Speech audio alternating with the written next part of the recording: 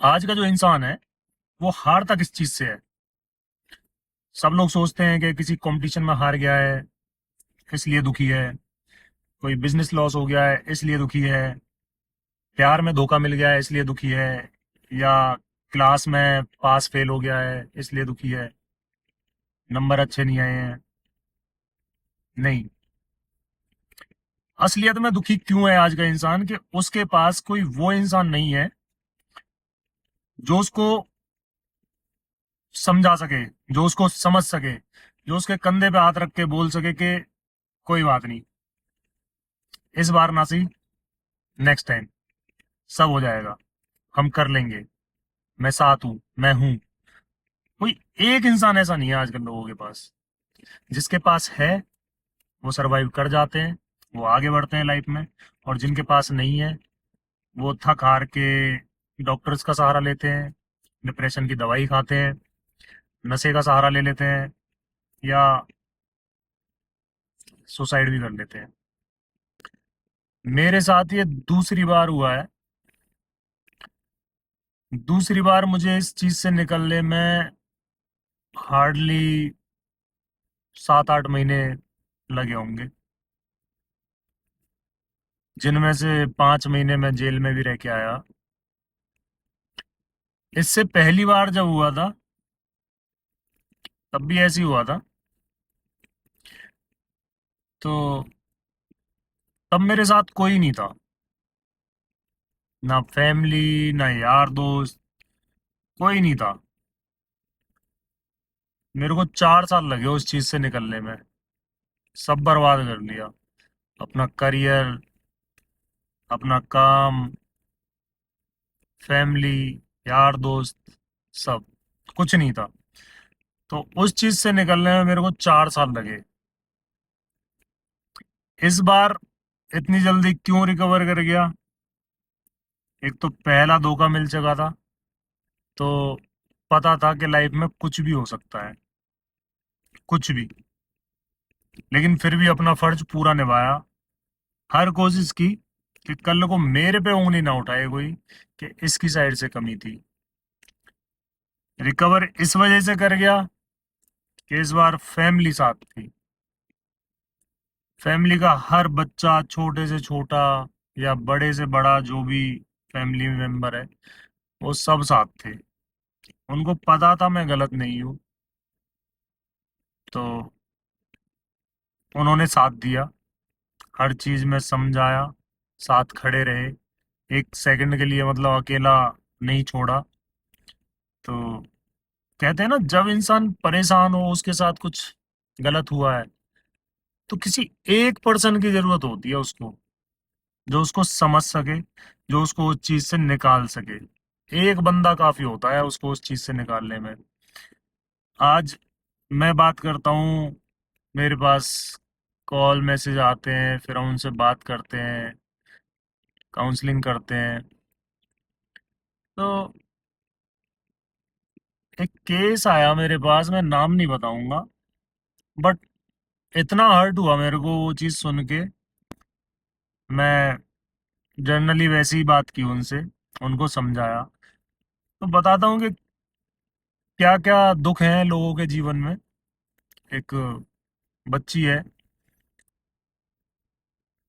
कुल कितनी एज होगी उसकी इस टाइम? 21 साल। 2-3 साल पहले उसने, उस बहन ने 2-3 साल पहले लव मैरिज कर ली, फैमिली के अगेंस्ट जाके। उसको धीरे धीरे पता चला कि लड़का चीट कर रहा है उसको। एक बार माफ किया, 2 बार माफ किया, 3-4 बार ऐसी चीजें चलती गई। हुआ क्या कि वो लड़का लिव इन में रहने लगा और लड़कियों के साथ। हार के लड़की अपने घर चली गई, जबकि फैमिली में आना जाना नहीं था। पर बेचारी रोई, पछताई, अपने घर गई, तो घर चली गई। लड़के ने क्या किया कि कंप्लेंट कर दी, पुलिस लेके लड़की के घर चला गया। अब उससे लड़की के घर वालों की इज्जत दोबारा खराब हुई। उससे घर वाले लड़की से बिल्कुल गुस्सा हो गए, बाप ने बोल दिया कि आज से तेरा मेरा कोई रिश्ता नहीं है, इस घर से तेरा कोई संबंध नहीं है। तू मरे जिए कुछ भी कर, तेरी लाइफ। तूने डिसीजन लिया था, तूने पसंद किया था, अपनी मर्जी से शादी की थी, लेकिन अब बस, अब इसके बाद तेरा हमारा कोई संबंध नहीं है। लड़की वापस ससुराल आई। विद इन 2-3 मंथ्स उस लड़की को ससुराल से निकाल दिया।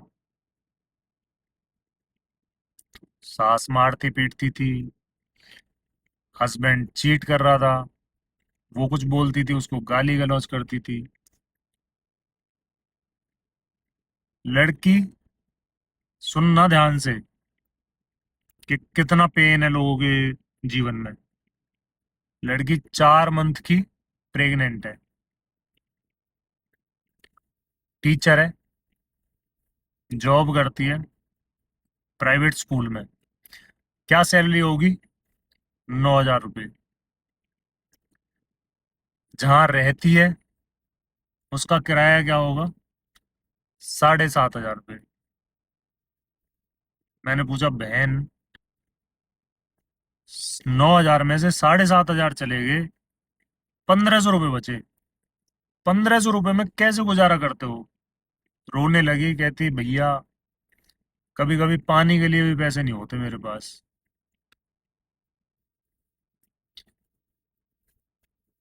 लिटरली मेरी आंखों में आंसू आ गए वो बात सुन के,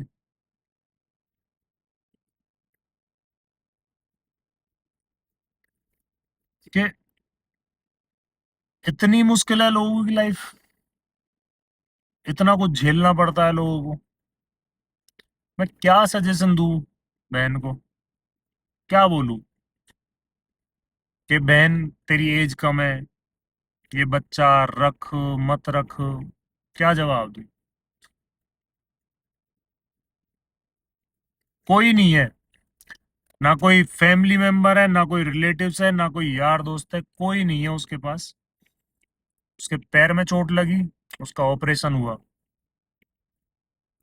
खुद ही सारा काम करती है अपना, स्कूल जाती है, ऑपरेशन टाइम पे छुट्टी ली, सैलरी कट गई। मैंने उस बहन से एक दो सवाल भी किए, मैं कहा बहन, जो जिम्मेवारी तुम लेके चल रहे हो, जब इसी बच्चे की डिलीवरी टाइम आएगा तब कौन करेगा? आपको स्कूल से छुट्टी लेनी पड़ेगी लंबे टाइम के लिए, बच्चा छोटा रहेगा, उसको छोड़ के स्कूल कैसे जाओगे? कोई संभालने वाला तो है नहीं। आप इस जिम्मेवारी को कैसे निभाओगे? कोई सवाल, कोई जवाब नहीं था बहन के पास, रोती रहती।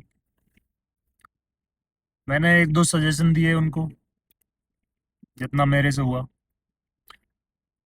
हाँ बहन, स्कूल में तो आपकी कितनी सैलरी बढ़ेगी, कितने टाइम में बढ़ेगी, कुछ नहीं पता। अभी आप कोशिश करो, आस पास में जहाँ भी आप रहते हो, सोसाइटी में जहाँ भी, सबके पास जाओ, उनको बोलो ट्यूशन के लिए। अगर वो लोग बच्चे आपके पास भेजते हैं ट्यूशन के लिए, तो आपको घर से घर में ही काम मिल जाएगा, थोड़ी इनकम सोर्स बढ़ जाएगी। अगर वहां से रिस्पॉन्स आता है, आपको बच्चे मिलते हैं, तो अच्छी बात है। अगर नहीं मिलते तो बहन, मैं आपके लिए इतना कर सकता हूँ कि आपके लिए कुछ, कोई खाने का कुछ आइटम, कोई कार्ट, वो स्टार्ट करवा के दे सकता हूँ। आप उस पर मेहनत कर लेना, इतना तो आप अर्न कर लोगे कि आपको किसी के आगे हाथ फैलाने की जरूरत नहीं पड़ेगी। तो भाई, दुनिया में दुख इतने हैं लोगों के पास, आप क्या लोगे? जो छोटी छोटी चीजों पे लड़ बैठते हो ना, जो माँ बाप को बुरा भला बोल देते हो कि फोन नहीं दिलाया, ये दिला दिया तो वो क्यों नहीं दिलाया, मेरे को अभी इसी महीने कपड़े चाहिए, नहीं मेरे को वहां जाना है, वहां क्यों नहीं जाने दिया, हर बात पे जो माँ बाप बुरे लगते हैं ना, भाई अभी दुख देखे नहीं है तुमने, दुख होते क्या है।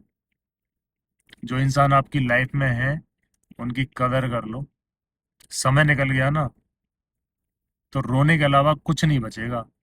कोई एक बंदा पूरी धरती पे नहीं मिलेगा तुम्हें संभालने वाला, जो ये माँ बाप है, जो ये भाई है, इनकी इज्जत कर लो, कदर कर लो।